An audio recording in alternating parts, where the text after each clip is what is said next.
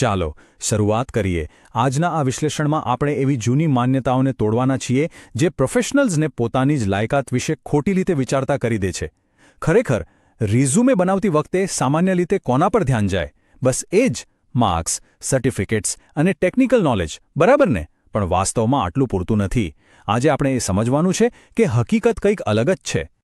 તો એક બહુ મોટો અને સીધો સવાલ એ ઊભો થાય છે કે રેઝ્યુમેમાં સાચું મૂલ્ય ખરેખર કોણ નક્કી કરે છે? આ સવાલ પૂછવો બહુ જરૂરી છે, કારણ કે માત્ર એક સારી ડિગ્રી હોવી એ હવે સફળતાની કોઈ ગેરંટી નથી। આજના આ ગળાકાપ હરીફાઈવાળા સમયમાં એક ઉમેદવારને બીજા કરતાં અલગ શું પાડે છે? શું એ યુનિવર્સિટીનો કોઈ કાગળ છે? બિલકુલ નહીં। અહીં આ બે તદ્દન અલગ વિચારધારાઓ વચ્ચેનો તફાવત એકદમ સ્પષ્ટ જોઈ શકાય છે। એક બાજુ પેલી વર્ષો જૂની પદ્ધતિ છે જેમાં ફક્ત શૈક્ષણિક માર્ક્સ અને ટેકનિકલ જ્ઞાન પર જ ભાર મૂકવામાં આવે છે, પણ બીજી બાજુ જે આજની અસલી વાસ્તવિકતા છે એ છે આપણા જીવન કૌશલ્યો, એટલે કે વ્યવહારિક જ્ઞાન। આ જ કૌશલ્યો એ નક્કી કરે છે કે એક પ્રોફેશનલ તરીકે ખરેખર સાચી કિંમત શું છે। વિભાગ 1, પ્રોફેશનલ મૂલ્યની નવી વ્યાખ્યા અને જોબ સ્કિલ્સ તરીકે જીવન કૌશલ્યો। ચાલો આને એકદમ સરળ રીતે સમજીએ। હવે આ ઉદાહરણ જુઓ, બધું જ સમજાઈ જશે। પરિવારમાં લગ્ન જેવા કોઈ મોટા પ્રસંગનું આયોજન કરવું હોય કે ઓફિસમાં કોઈ ઇવેન્ટ મેનેજ કરવાની હોય, બંનેમાં લગભગ એક સરખા જ કૌશલ્યોની જરૂર પડે છે। વિચારો, જો કોઈ વ્યક્તિ ઘરે સેંકડો મહેમાનોને સાચવી લે, બજેટ મેનેજ કરી લે અને સમયસર દરેક વિધિ પૂરી કરાવી શકે, તો શું તે વ્યક્તિ ઓફિસના કોઈ જટિલ પ્રોજેક્ટને સફળ ના બનાવી શકે? 100% બનાવી શકે। આ જ છે અસલી મેનેજમેન્ટ। વિભાગ 2, કૌશલ્યોનું અંતિમ વિશ્લેષણ, જેમાં 15 મુખ્ય ક્ષમતાઓ વિશે વાત કરીશું। ચાલો આને અલગ અલગ ભાગમાં વહેંચીને સમજીએ। સૌથી પહેલાં વાત કરીએ આંતરવ્યક્તિગત કૌશલ્યો અને ટીમ ડાયનામિક્સની। અહીં મુખ્ય ધ્યાન એ વાત પર છે કે પ્રોફેશનલ વાતાવરણમાં લોકો એકબીજા સાથે કેવી રીતે હળેમળે છે।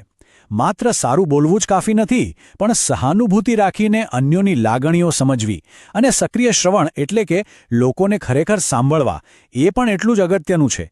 જ્યારે કોઈ આત્મવિશ્વાસથી પોતાની વાત રજૂ કરે અને સહયોગથી એક સમાન લક્ષ્ય માટે કામ કરે, ત્યારે જ એક જબરદસ્ત ટીમ બને છે। ત્યારબાદ જ્યારે અમલીકરણ અને પ્રોબ્લેમ સોલ્વિંગની વાત આવે છે, ત્યારે આખી રમત બદલાઈ જાય છે। કામને સમયસર પૂરું કરવા માટે ટાઈમ મેનેજમેન્ટ અને અચાનક આવેલી મુશ્કેલીમાં ઝડપથી વિચારીને ઉકેલ લાવવો એ ખૂબ જ જરૂરી બની જાય છે। કાર્યોની એકદમ સ્માર્ટ ગોઠવણ કરવી અને સાચી વાતચીતથી યોગ્ય પરિણામો મેળવવા માટે વાટાઘાટો કરવી, આ એવી ક્ષમતાઓ છે જે કોઈપણ પ્રોજેક્ટને અટકવા દેતી નથી અને સીધી સફળતા સુધી પહોંચાડે છે। અને હવે આ વિશ્લેષણનો સૌથી મજબૂત પાયો, માનસિકતા અને નેતૃત્વ। મુશ્કેલ પરિસ્થિતિઓમાં પણ ધીરજ રાખીને એકદમ શાંત રહેવું, નવા ફેરફારો સાથે ઝડપથી ગોઠવાઈ જવું અને કામ પ્રત્યેની નીતિ જાળવી રાખવી, આ જ એ ગુણો છે જે એક સામાન્ય કર્મચારીને એક સાચો લીડર બનાવે છે। સાથે જ કંઈક અલગ વિચારવાની સર્જનાત્મકતા અને જવાબદારી પોતાના માથે લેવાની હિંમત, જે શ્રેષ્ઠ નેતૃત્વની સાચી ઓળખ છે। વિભાગ 3, કોર્પોરેટ વાસ્તવિકતા। ચાલો જોઈએ કે કંપનીઓ ખરેખર શું ઈચ્છે છે। અહીં એકદમ સ્પષ્ટ છે, કંપનીઓ માત્ર ડિગ્રીઓને નોકરીએ નથી રાખતી, તેઓ કૌશલ્ય અને વલણને નોકરીએ રાખે છે। આજના સમયમાં માત્ર કાગળનો ટુકડો કે માર્કશીટ હોવી એ પૂરતું નથી। અત્યારના નોકરીદાતાઓ એવા જ લોકોને શોધે છે જેમની પાસે વાસ્તવિક જીવનના કૌશલ્યો હોય અને એનાથી પણ વિશેષ, કામ પ્રત્યે એકદમ હકારાત્મક અભિગમ હોય। આ બંનેનું મિશ્રણ જ અસલી જાદુ કરે છે। વિભાગ 4, પ્રોફેશનલ શક્તિઓનું મૂલ્યાંકન, એટલે કે ઉમેદવારનું આત્મચિંતન। આટલું સમજ્યા પછી હવે આત્મચિંતનનો સમય છે। અત્યાર સુધી આપણે જે 15 કૌશલ્યો જોયા, એમાંથી એવા 3 કૌશલ્યો કયા છે જેમાં સૌથી વધુ મજબૂતાઈ દેખાય છે?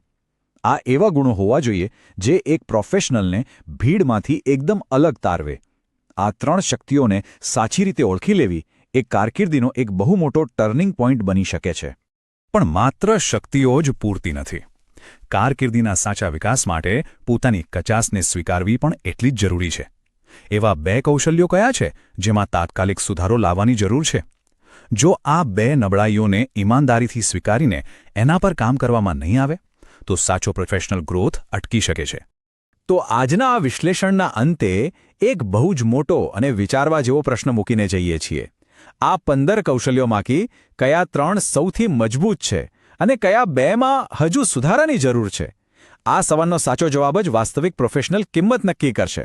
અને હા, યાદ રાખવા જેવી વાત એ છે કે સાચી કિંમત ડિગ્રીથી નહીં પણ આ શક્તિશાળી કૌશલ્યોથી જ અંકાય છે.